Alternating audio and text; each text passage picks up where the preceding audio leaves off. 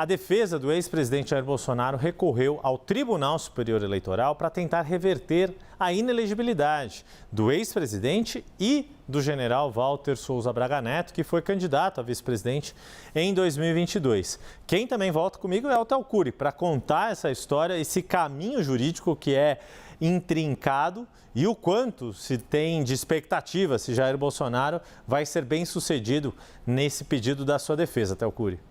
Olha, o histórico mostra que não vai ter êxito essa tentativa da defesa do ex-presidente da República e do ex-candidato a vice-presidente da República, o general Walter Souza Braga Neto. Mas faz parte dessa artilharia de recursos à disposição da defesa de Bolsonaro e de Braga Neto.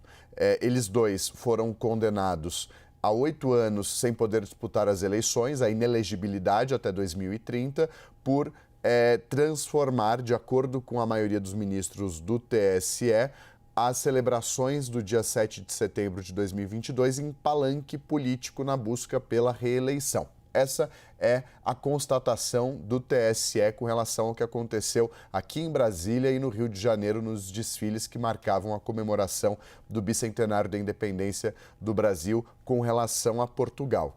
Foi a segunda inelegibilidade de Bolsonaro, a primeira de Walter Souza Braga Neto. Como não acumula, Bolsonaro está inelegível até 2030, não só pela de 7 de setembro, por essa celebração, mas também pela reunião com os embaixadores do Palácio da Alvorada, que havia acontecido meses antes, em julho daquele ano. Fato é que, uma vez condenados, eles apresentaram recurso ao TSE, o TSE rejeitou o recurso deles e a defesa apresentou um pedido ao Tribunal Superior Eleitoral para que o ministro Alexandre de Moraes, que é o presidente do TSE, envie esse recurso da defesa para o Supremo, para que todos os ministros juntos no STF analisem esse recurso, chamado de recurso extraordinário pela defesa de Jair Bolsonaro. Acontece que, no passado, no caso da reunião com os embaixadores, a defesa tentou a mesma estratégia. Apresentou um recurso ao TSE, foi rejeitado, apresentou um recurso ao TSE, falando, olha, o TSE manda para o Supremo que a gente quer que esse recurso seja analisado por lá.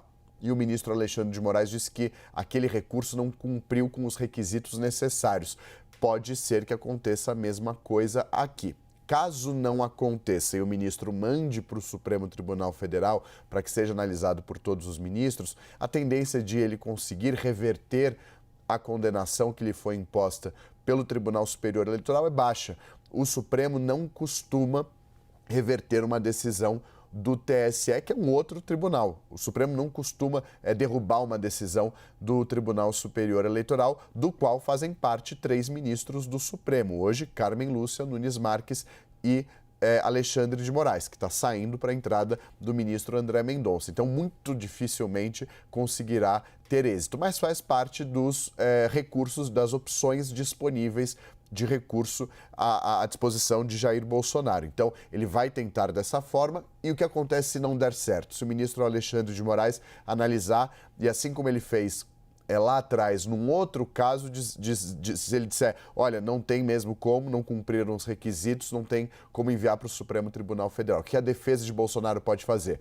Pode apresentar um outro tipo de recurso, esse diretamente ao Supremo Tribunal Federal. O que a defesa está fazendo é esgotando todos os limites, todos os recursos à disposição deles. Todas as etapas possíveis estão sendo cumpridas pela defesa de Bolsonaro e a última opção é recorrer diretamente ao Supremo Tribunal Federal, algo que deve acontecer depois que esse recurso tiver uma decisão dada pelo ministro Alexandre de Moraes. Então, recapitulando que o ex-presidente da República está inelegível até 2030, não só pela reunião com os embaixadores no Palácio da Alvorada, onde ele levantou dúvidas sem apresentar provas sobre o sistema de votação perante a comunidade internacional, mas também na celebração do 7 de setembro de 2022, por transformar aquela celebração em um palanque político na busca pela reeleição com recursos públicos e transmissão ao vivo da TV estatal, desde então tentando recursos, dessa vez pedindo que o TSE mande para o Supremo para que o Supremo analise e agora cabe ao ministro Alexandre de Moraes fazer essa avaliação. Theo Cury com as informações dessa saga do ex-presidente Jair Bolsonaro em relação aos seus direitos políticos. Obrigado por enquanto, Theo Cury.